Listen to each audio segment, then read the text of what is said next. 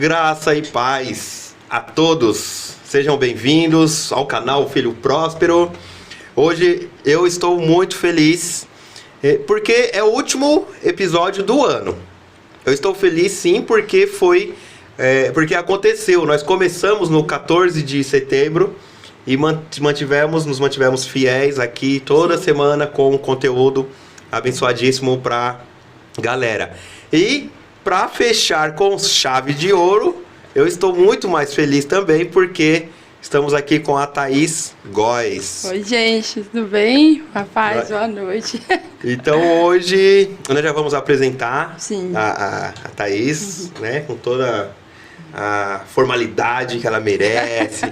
Mas interessante só quero dar um recado. Nós estamos, como eu disse, no último episódio de 2024.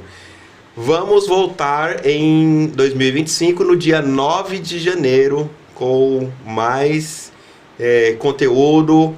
Vamos continuar trabalhando para que possamos transmitir o melhor conteúdo para você que está nos acompanhando. Já quero que você lembre de deixar o like, você que está aí nos assistindo. Vou compartilhar aqui com a Thaís o link desse episódio, dessa live. A Thaís, ela trabalha com mídia social, trabalha com marketing, ela é comunicadora. Só que ela vai falar com a gente aqui hoje um pouco sobre os desafios de ser mãe solo. Eu achei muito bom, muito bacana esse tema. Ela vai falar um pouco também do trabalho dela, vai falar sobre o LinkedIn. Sim. Né? E então, o que você já faz aí? O conteúdo vai estar muito bom.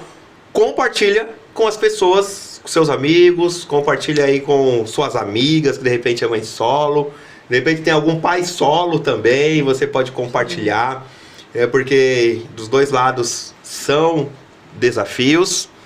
Sim. Então, compartilha, aproveita esse momentinho aí. Eu vou fazer igual os vídeos lá que o meu filho assiste. Sim. O cara fala assim, eu te desafio a dar um like em 3 segundos. 3, 2, 1. Conseguiu? Deu like?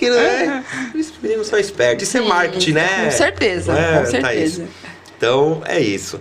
Como eu disse, a Thaís Góes, ela é especialista em marketing e comunicação. Ela trabalha em 3 frentes: design, ilustração e audiovisual, fotógrafa e filmmaker. Olha só, tudo isso. Sem contar que ela é mãe, que ela tem ministério. Sim. E enfim, né, tem muito mais coisa aí, mas vou deixar para você falar um pouquinho então de você agora, Thaís. Sim. Boa noite, gente, mais uma vez. Ele falou com chave de ouro porque o Espírito Santo está comigo, tá? Glória porque senão, talvez eu fosse com chave de ouro. Bom, o que eu posso falar da Thaís, é uma pessoa muito animada. A maioria das vezes, a maioria dos meus dias, eu estou sempre animada, sempre esperançosa, né, no Senhor, quase sempre.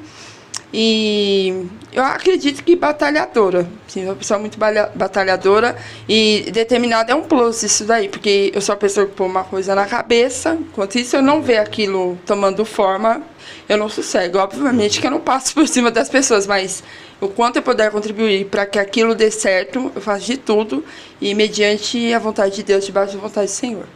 Amém. Em primeiro lugar, nós já vimos que ela está sob a direção de Deus. Sim. Busca sempre a direção de Deus, sim, pelo que pudemos perceber. Sim. E sobre a determinação que você falou. Sim. E também, muito importante, não passar por cima das pessoas. Sim. Até porque não precisa, né? Às vezes as pessoas querem passar por cima, sim, mas não tem necessidade. Verdade. A gente pode ver um exemplo muito bacana, o de Davi. Sim. Deus falou que ele ia ser rei, Deus tinha o ungido rei. E o Saul começou a perseguir, ele teve a oportunidade de matar o Saul e ele se tornaria o rei naquele momento, era muito, sim, provável. Sim. Mas não foi o que ele fez, ele falou, quem sou eu para tocar no ungido do Senhor?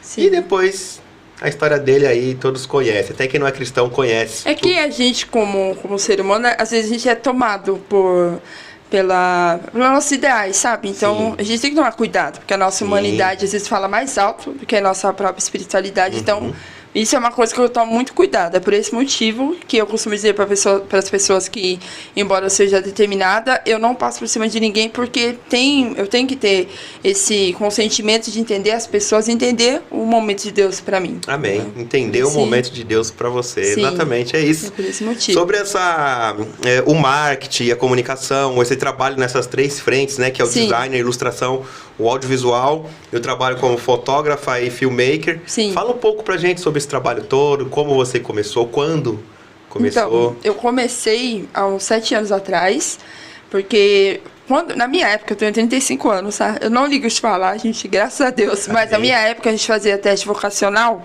naquela revista Guia de Estudante. E todo o resultado de teste dava para esse comunicação e tudo mais.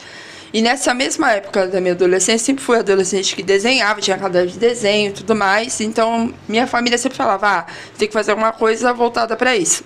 Sim. Quando eu comecei a estudar, eu cheguei a fazer um semestre de design gráfico, porque eu já tinha traçado os meus objetivos. Minha avó era viva, só que minha mãe é filha única, nós somos em 5. E na época minha avó ficou muito doente, porque ela teve câncer, na época ela teve que passar pela Unicamp. E minha mãe não podia parar de trabalhar, na época ela dava aula de manhã e à tarde, não podia parar de trabalhar como funcionária pública para acompanhar minha avó. Então eu tranquei os estudos para acompanhá-la e assim foi. Só que quando, infelizmente, 3 anos depois minha avó faleceu, quando eu fui voltar para o mercado de trabalho, estava super difícil, então eu acabei entrando no mercado mesmo, trabalhei no ESA. Eu tenho muitos amigos que trabalharam lá, a gente até brinca até hoje, a gente venceu, porque realmente não é fácil trabalhar no mercado. E fui trabalhando com as coisas que apareciam para mim. Sim. E depois que eu tive a minha primeira filha, foi quando eu voltei para o mercado de trabalho, passei pela licença maternidade. Quando eu voltei numa distribuidora de maquiagem. E na época, o dono começou a mexer com o Instagram. E eu sempre fui a pessoa que buscava rede social. Na época eu tinha até um canal, eu tenho ainda, gente, só não alimento mais. Um canal que fala sobre maternidade, que ver vídeos e tudo mais. Legal. E na época ele falou, alguém pode cuidar das redes sociais para mim? E aí, quando eu voltei para isso, eu passei a estudar. Aí, coincidentemente, nessa mesma época, foi quando a Boca Rosa lançou a primeira linha de maquiagem. Então, o que ela fazia lá, eu tentava replicar. E foi quando foi o boom do webinar. Então, tinha muito curso gratuito, tinha muita coisa gratuita. Eu fui me especializando e fazendo. Aí, desse emprego para frente, foram só coisas voltadas para essa área. Só marketing de comunicação. E eu fui me aprimorando, sou técnico em design gráfico, tenho formação em social media, formação de analista de mídia e performance, de tráfego pago.